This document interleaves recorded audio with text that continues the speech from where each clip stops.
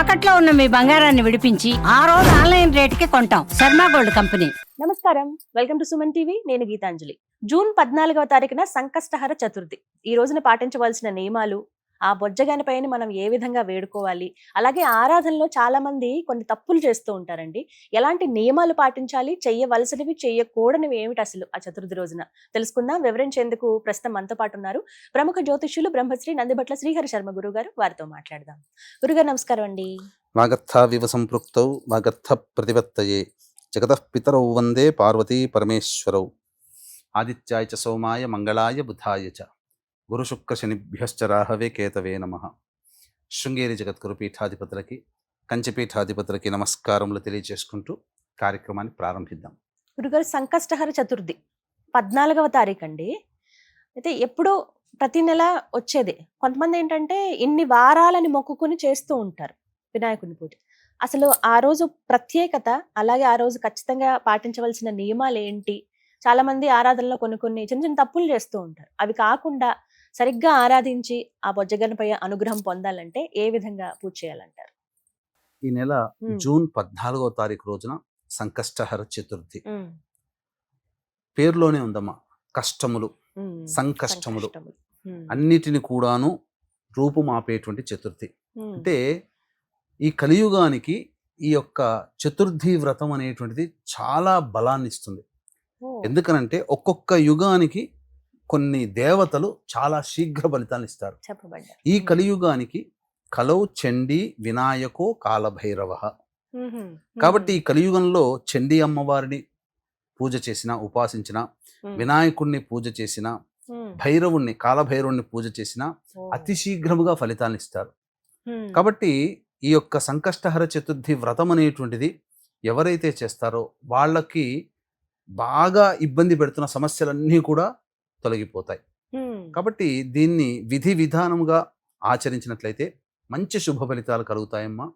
కాకపోతే దీన్ని ఆచరించే విధానంలో ఎంతవరకు చేయగలుగుతారనేటువంటిది వాళ్ళ యొక్క శక్తిని బట్టి. శక్తి అంటే ఇక్కడ డబ్బని కాదు, వాళ్ళ యొక్క మానసికమైనటువంటి భక్తి. ఇక్కడ ఒక నెల పట్టుకోవచ్చు, 3 నెలలు పట్టుకోవచ్చు, 5 నెలలు, ఇట్లా బేసి సంఖ్యలో 21 నెలలు కూడా పట్టుకొని చేసేవాళ్ళు ఉన్నారు. ఈ విధంగా సంకష్టహర చతుర్థి అన్నప్పుడు ఏంటంటే ప్రదోషకాల సమయానికి, అనగా చంద్రోదయ సమయానికి చతుర్థి ఉండాలి. ఇది నియమం. ఇప్పుడు 14వ తారీఖు నాడు ప్రదోషకాలం. చాలా మంది అనుకుంటారు 14వ తారీఖు ఉదయం పూట తదియ ఉంది కదా, సంకష్టహర చతుర్థి ఎలా అవుతుంది అని చాలా మందికి సందేహం ఉంటుంది. కానీ ప్రదోషకాల సమయానికి, అనగా చవితి తిథి ఉండి చంద్రోదయము చవితి తిథిలో ఉంటేనే అప్పుడు సంకష్టహర చతుర్థిగా చెప్పవచ్చు. సూర్యోదయం చవితి కాదు, చంద్రోదయము చవితి తిథి ఉండాలి. ఖచ్చితంగా చంద్రుణ్ణి చూడాలని అంటారు. అవునమ్మా. దానికి ఆ రోజున తదియతో కూడుకున్నటువంటి చవితి కాబట్టి ఆ రోజునే పొద్దున్నే లేచి కాలకృత్యాదులన్నీ తీర్చుకొని చక్కగా నవగ్రహాల చుట్టూ శివాయ నమః అంటూ 27 ప్రదక్షిణలు చేసి మొట్టమొదలు ఆ వినాయకుణ్ణి, ఆ పార్వతీ పరమేశ్వరుల్ని దర్శనం చేసుకోవాలి. చేసుకున్న తర్వాత చక్కగా ఆ రోజున గరికతో గణపతికి అష్టోత్తర పూజ చేయించుకుంటే చాలా విశేషం. ఆ రోజున జరిగిన తర్వాత ఆ రోజంతా ఉపవాసం ఉండాలమ్మా. వాస్తవానికి ఉపవాసమే ఇక్కడ ప్రధానం. శివరాత్రి రోజున ఏ విధంగానైతే ఉపవాస నియమాన్ని పాటిస్తామో ఏకాదశి రోజున, అలాగే విష్ణు సంబంధముగా ఏకాదశి, శివ సంబంధముగా మాస శివరాత్రి ఉంది. కానీ సంకష్టహర చతుర్థి ఖచ్చితంగా ఉపవాసం ఉంటారు. ఆ ఉపవాసం మహిమే ఈ చతుర్థి. ఏకాదశికి కూడా ఎలాగైతే ఉపవాసమే మహిమ ఎలా అయితే ఉందో, సంకష్టహర చతుర్థికి కూడా ఉపవాసమే మహిమ. దీనికి సంబంధించినటువంటి గాథ కూడా ఒకటి ఉందమ్మా. పూర్వము ఇంద్రుడు గణపతికి మహోపాసకుడైనటువంటి వ్యక్తి దగ్గరికి వెళ్ళి, ఆ మునీశ్వరుడి దగ్గరికి వెళ్ళి కలిసి వచ్చి వెళదామని చెప్పి బయలుదేరుతున్నాడు. ఆ స్వామి ఆ మహర్షిని దర్శనం చేసుకున్నాడు. అంటే క్లుప్తంగా తెలియజేస్తాను, మరి ఎంతగా ఎలాబొరేటెడ్ గా చెప్పనమ్మా. దర్శనం చేసుకుని వస్తుంటే శూరసేనుడు అనేటువంటి ఒక రాజు పరిపాలించే రాజ్యానికి ఆ అంతరిక్షంలో ఆగిపోతుంది. అంటే ఎందుకు ఆగిపోయిందని చెప్పి చూడగా ఆ శూరసేనుడు ఏమనుకుంటాడు, ఇంద్రుడంతటి వాడు ఆపాడు కదా అని చెప్పి వెళ్ళి నమస్కారం చేసుకొని, రానాయన మీరు ఎందుకు మీ విమానం ఆగిపోయిందని అంటే, మీ రాజ్యంలో పాప భ్రష్టులు ఉన్నారయ్యా, ఆ పాపాత్మలు ఉన్నటువంటి గాలి సోకినందువల్ల నా విమానం ఆగిపోయింది, కాబట్టి నా విమానం కదిలేటట్టు లేదు అని చెప్పి అనగా, అప్పుడు ఆ మహర్షి దగ్గరికి మనస్సులో ధ్యానం చేసుకుంటే, అప్పుడు ఆ గణపతి ఉపాసకుడైన మహర్షి ఏం చెబుతాడంటే, ఎవరైనా కానీ సంకష్టహర చతుర్థి వ్రతాన్ని నియమాన్ని పాటిస్తున్న వ్యక్తి ఆ ఒక్కరోజు సంకష్టహర చతుర్థి ఫలితాన్ని నీకు ధారాదత్తం చేస్తే నీ విమానం కదులుతుందయ్యా అని చెప్తాడు. అంతటా నీ వల్లే ఇదంతా జరిగింది, నీ రాజ్యం వల్లనే అని చెప్పి ఇంద్రుడు నిందించేసరికి శూరసేనుడు దాన్ని ప్రతిష్టాత్మకంగా తీసుకొని, ఆ రాజ్యంలో ఎవరైనా సంకష్టహర చతుర్థి చేస్తున్నారా కనుక్కోండి అని చెప్పి అందరినీ చాటింపు చేస్తాడు. ఎవ్వరూ చేయట్లేదని చెప్పి వచ్చేస్తుంది ఆయనకు సమాధానం. తర్వాత ఒక స్త్రీమూర్తి శవం అది మన తీసుకొని వెళ్తుంటారు బంధువులు. వెళుతుంటే ఆ మధ్యలో ఆ యొక్క గణపతి లోక నుంచి ఉన్నటువంటి గణపతికి సంబంధించినటువంటి భటులు, యమలోక భటులు అందరూ కొట్లాడుకుంటుంటారు, మాకు కావాలి మాకు కావాలని.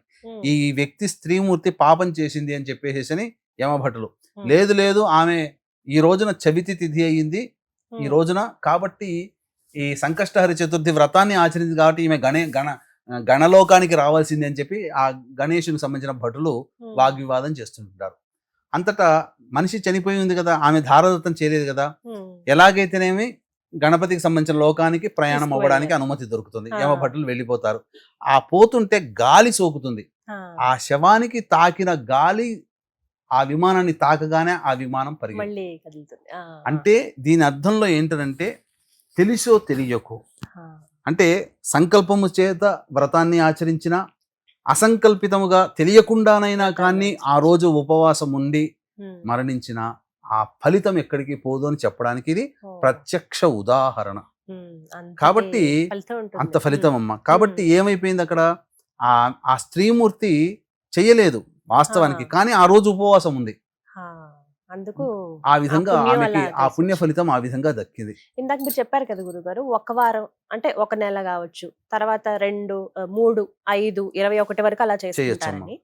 ఇప్పుడు కొత్తగా ప్రారంభిద్దాము మేము ఇప్పటి నుంచి చేసుకుందాం అనుకున్న వాళ్ళకి ఒక సందేహం అండి. ఇప్పుడు 11వ తారీఖు నుంచి మోఢం ఉంది కదండి, ఇప్పుడు మరి స్టార్ట్ చేయొచ్చా? ఫస్ట్ సారి అంటే మొదటిసారి వ్రతాన్ని ఆచరించవచ్చా, చేయకూడదంటారా? వీక్షించేటువంటి ప్రేక్షకుల్లో కూడా ఇదే సందేహం ఉండవచ్చు. ఎందుకనంటే చెప్పగానే ఇంతటి మహత్యం కలిగినటువంటి రోజుని ఎవరైనా చేసుకోవాలనుకుంటారు, ఎందుకంటే ఎప్పటి నుంచో చేసుకుందామని ఆగి ఉండి ఈ జ్యేష్ఠ మాసంలో చేసుకుందాంలే అని అనుకుంటారు, సమయం కలిసి వచ్చింది కదా అని. కానీ మూఢమి అనేటువంటిది ప్రవేశం చేసిన తర్వాత కొత్తగా వ్రతాన్ని ఆచరించడానికి పనికిరాదు.